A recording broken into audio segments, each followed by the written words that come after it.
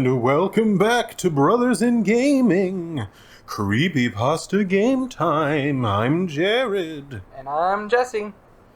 Thanks for all the support. Since we got 100 subs, we are going to be doing a giveaway for a $10 Gamestop gift card every week for this month. In order to enter the giveaway, like this video, subscribe, and hit the bell and comment below what you'd like to buy with the gift card. Alright, let's get into the video. Alright. As with all Creepypasta Gametime, I'm going to read creepy stories. We got here a classic.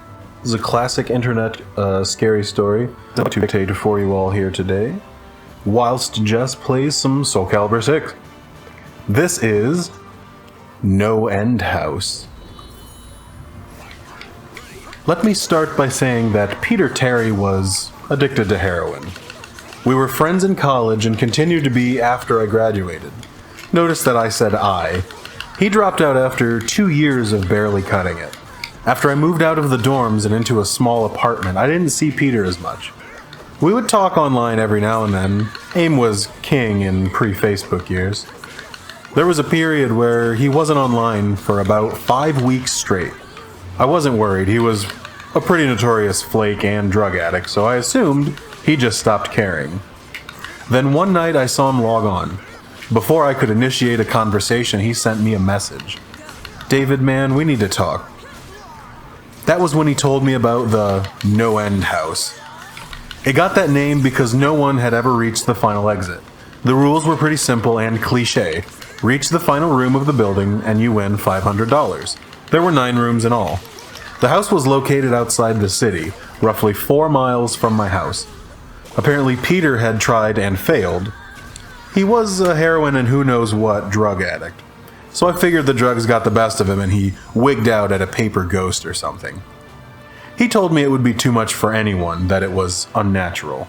I didn't believe him. I told him I'd check it out the next night, and no matter how hard he tried to convince me otherwise, $500 sounded too good to be true. I had to go.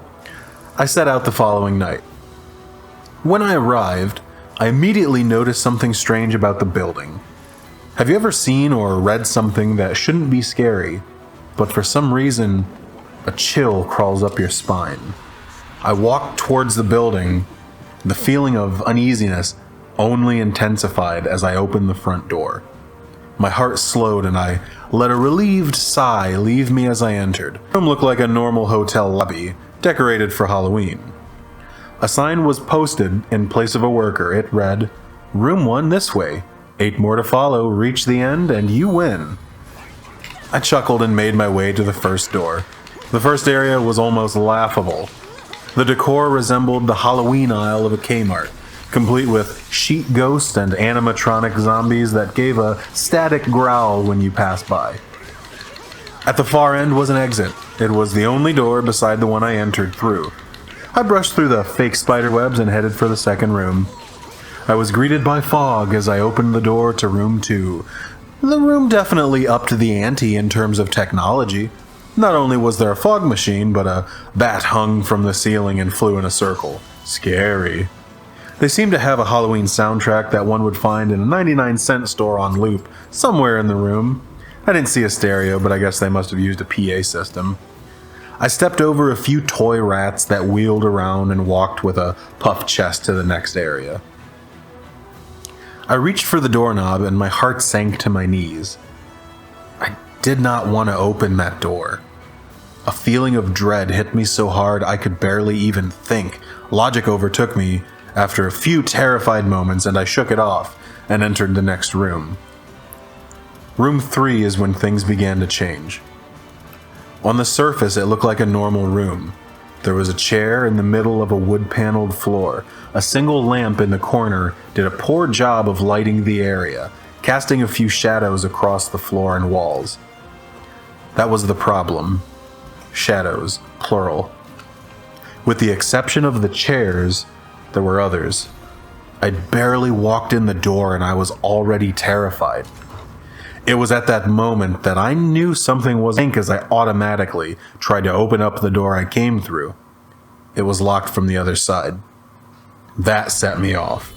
Was someone locking the doors as I progressed? There was no way I would have heard them. Maybe it was a mechanical lock that set automatically, maybe. But I was too scared to really think. I turned back to the room and the shadows were gone.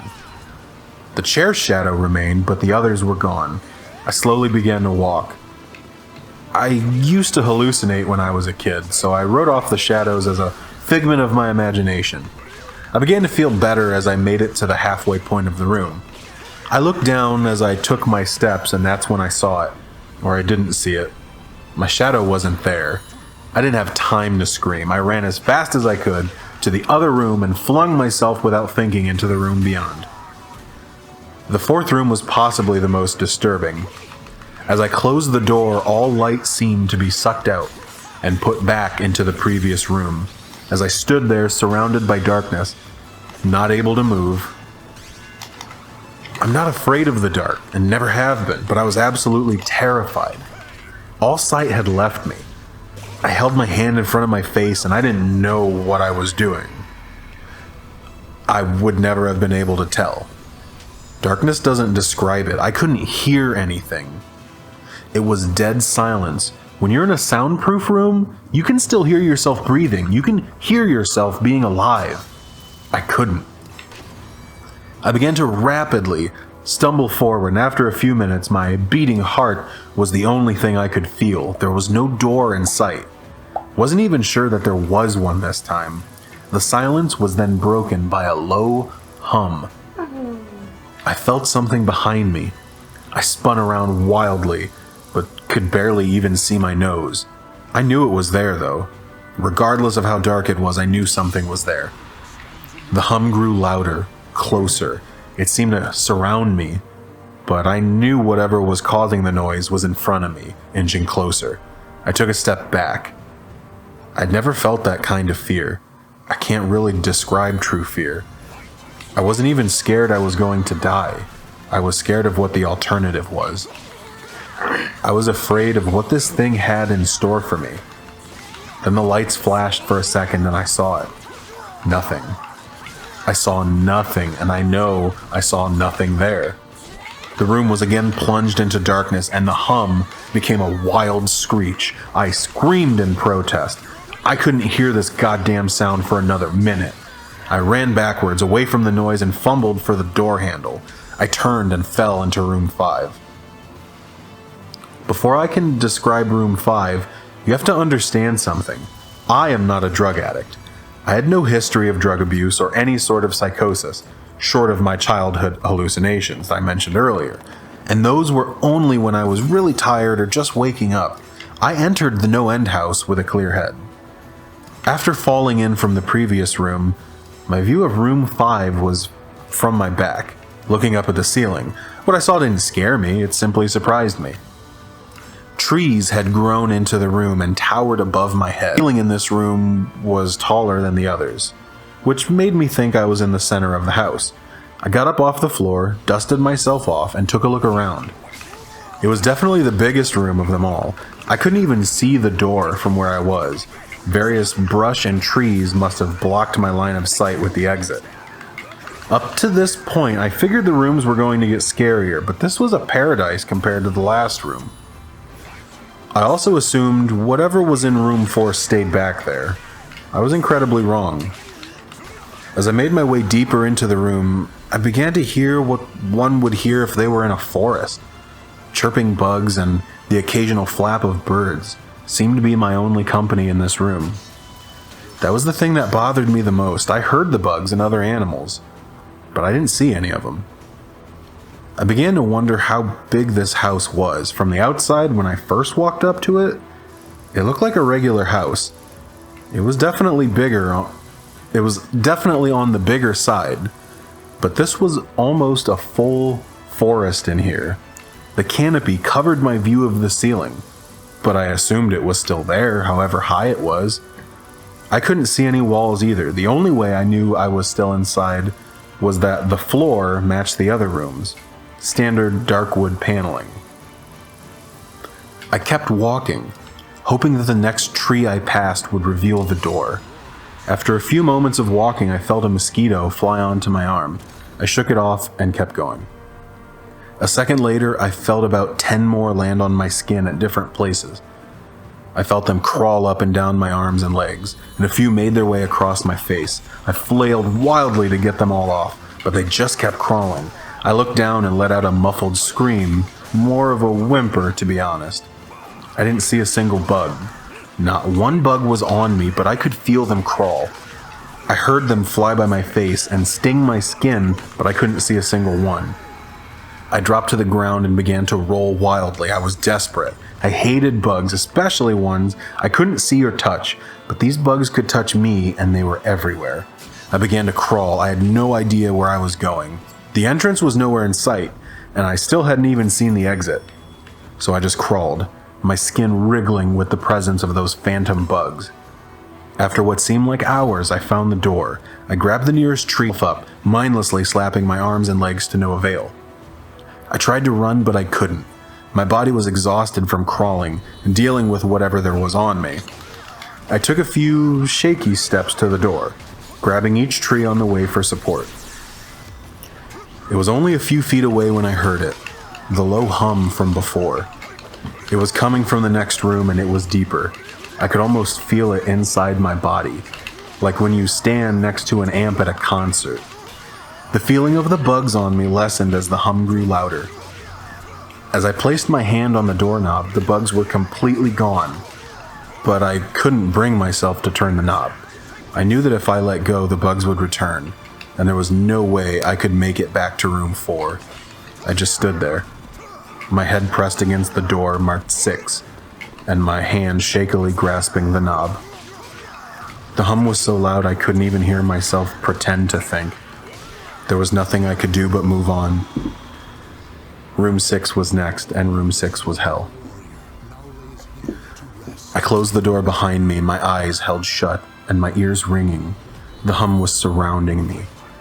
As the door clicked into place, the hum was gone. I opened my eyes in surprise, and the door I had shut was gone. It was just a wall now. I looked around in shock. The room was identical to room 3. The same chair and lamp, but with the correct amount of shadows this time. The only real difference was that there was no exit door, and the one I had came in through was gone. As I said before, I had no previous issues in terms of mental instability, but at that moment I fell into what I now know was insanity. I didn't scream, I didn't make a sound. At first I scratched softly. The wall was tough, but I knew the door was there somewhere. I just knew it was. I scratched at where the doorknob was. I clawed at the wall frantically with both hands, my nails being filed down to the skin against the wood. I fell silently to my knees. The only sound in the room was incessant scratching against the wall. I knew it was there. The door was there. I knew it was there. If I could just get past this wall. Are you all right? I jumped off the ground and spun in one motion. I leaned against the wall behind me and I saw what it was that spoke to me, and to this day I regret ever turning around. There was a little girl. She was wearing a soft white dress that went down to her ankles. She had long blonde hair in the middle of her back, and white skin and blue eyes. It was the most frightening thing I had ever seen, and I know that nothing in my life will ever be as unnerving as what I saw in her. While looking at her, I saw something else. Where she stood, I saw what looked like a man's body, only larger than normal, and covered in hair. He was naked from head to toe, but his head was not human, and his toes were hooves. It wasn't the devil, but at that moment it might as well have been. The form had the head of a ram, the snout of a wolf. It was horrifying, and it was synonymous with the little girl in front of me. They were the same form. I can't really describe it, but I saw them at the same time. They shared the same spot in the room, but it was like two seconds. When I saw the girl, I saw the form, and when I saw the form, I saw the girl. I couldn't speak.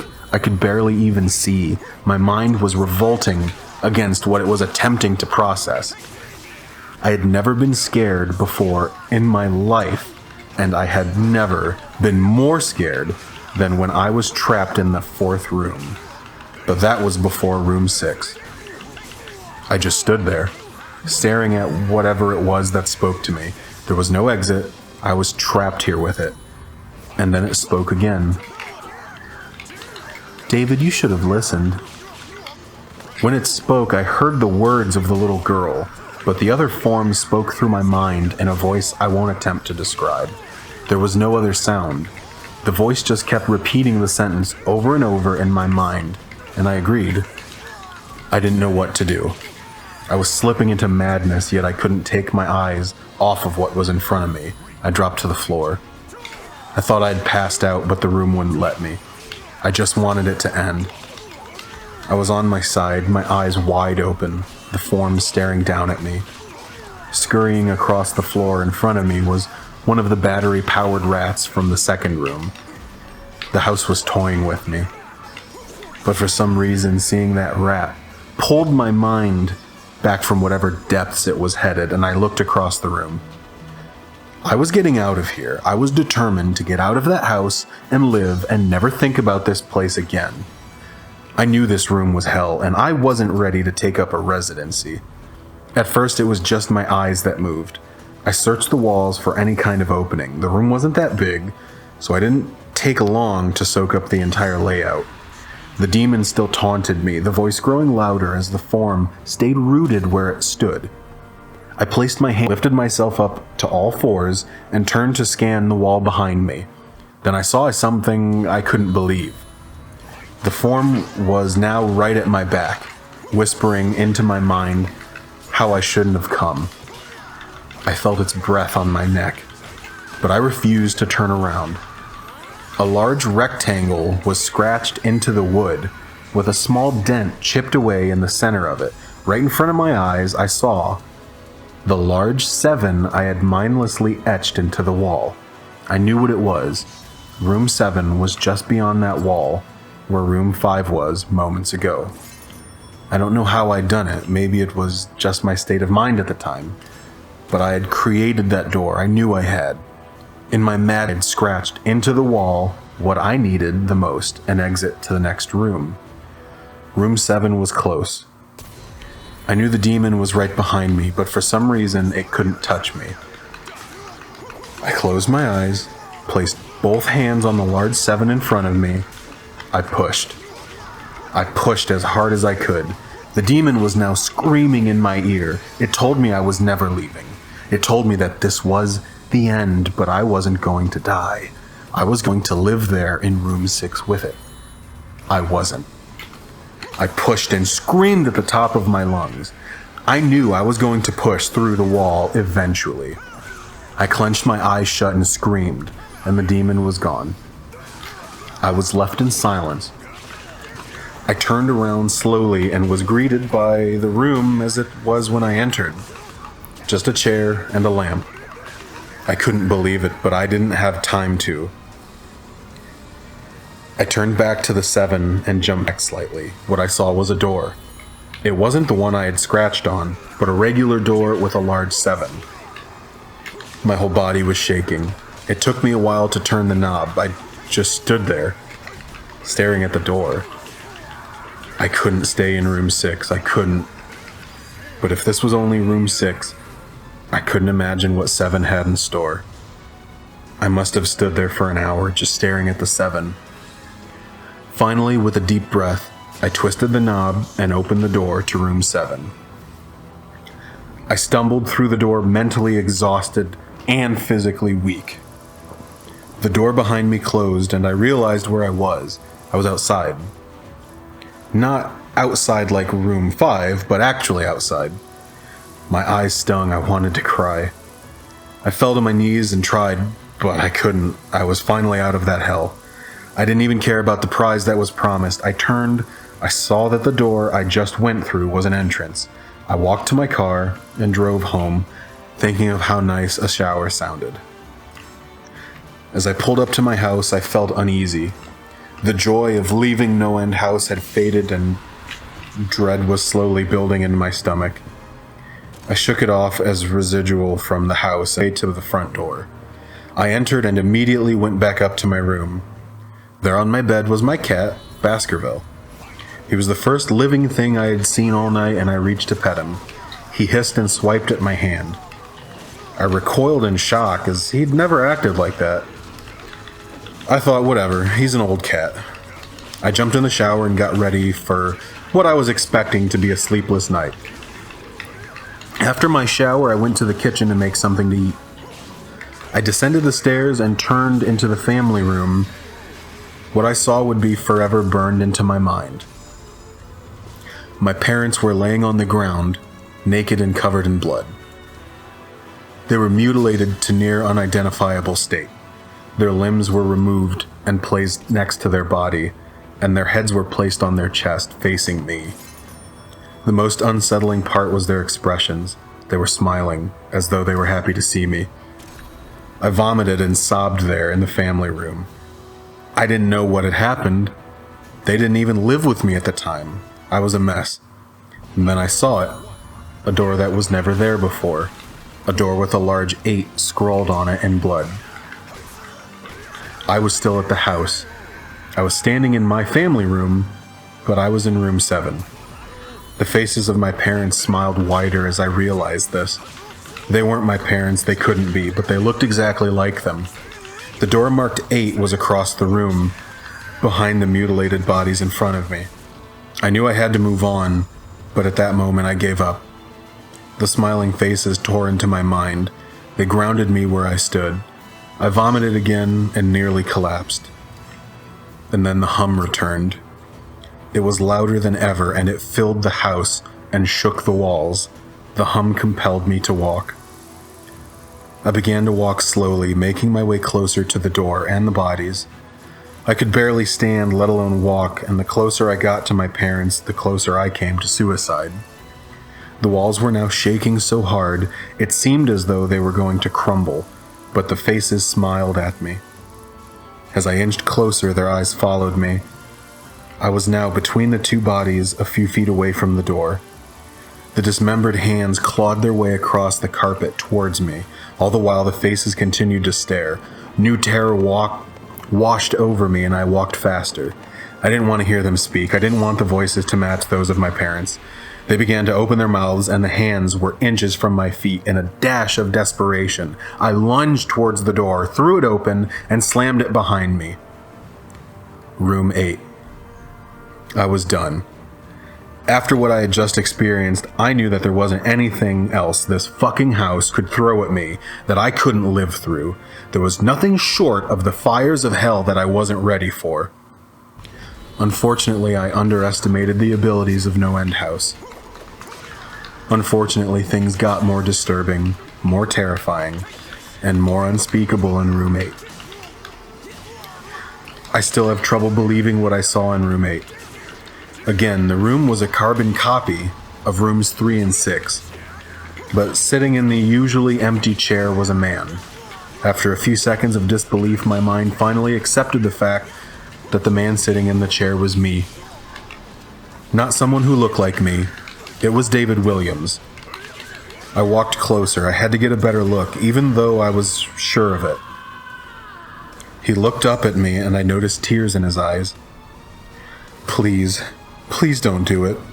Please don't hurt me. What? I asked. Who are you? I'm not going to hurt you. Yes, you are. He was sobbing now. You're going to hurt me, and I don't want you to. He sat in the chair with his legs up and began rocking back and forth. It was actually pretty pathetic looking, especially since he was me, identical in every way. Listen, who are you?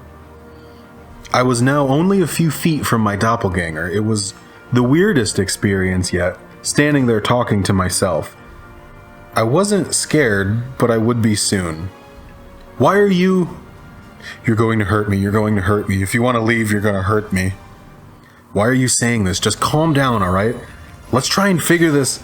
And then I saw it. The David sitting down was wearing the same clothes as me, except for a small red patch on his shirt, embroidered with the number 9. You're going to hurt me, you're going to hurt me, please don't, you're going to hurt me. My eyes didn't leave that small number on his chest. I knew exactly what it was. The first few doors were plain and simple, but after a while they'd gotten a little more ambiguous. 7 was scratched into the wall, but by my own hands. 8 was marked in blood above the bodies of my parents. But 9, this number was on a person, a living person. Worse still, it was on a person that looked exactly like me. David? I had to ask. Yes. You're going to hurt me. You're going to hurt me. He continued to sob and rock.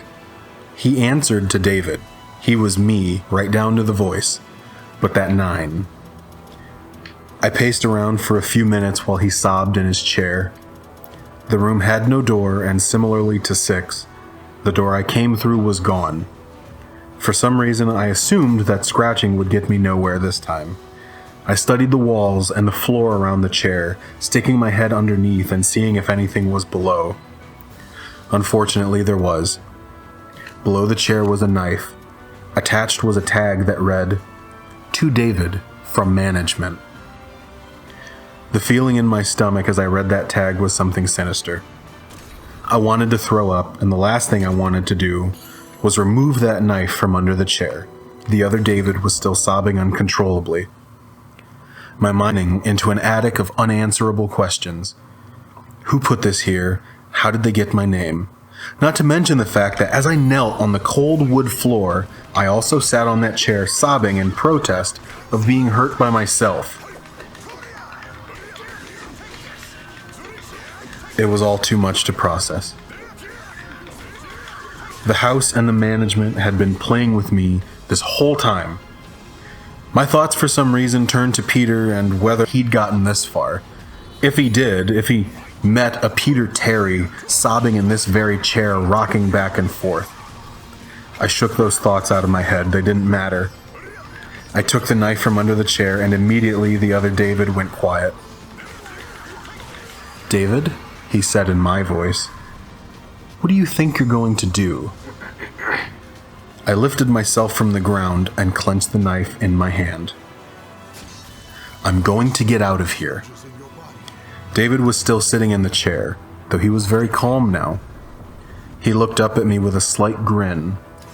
I couldn't tell if he was going to laugh or strangle me. Slowly, he got up from the chair and stood, facing me. It was uncanny. His height, and even the way he stood, matched mine. I felt the rubber hilt of the knife in my hand and gripped it tighter. I don't know what I was planning on doing with it, but I had a feeling I was going to need it. "Now," his voice was slightly deeper than my own, "I'm going to hurt you. I'm going to hurt you, and I'm going to keep you here." I didn't respond. I just lunged and tackled him to the ground. I had mounted him and looked down, knife poised and ready. He looked up at me terrified. It was like I was looking in a mirror. Then the hum returned, low and distant, though I still felt it deep in my body. David looked up at me as I looked down at myself. The hum was getting louder, and I felt something inside me snap. With one motion, I slammed the knife down into the patch on his chest and ripped down.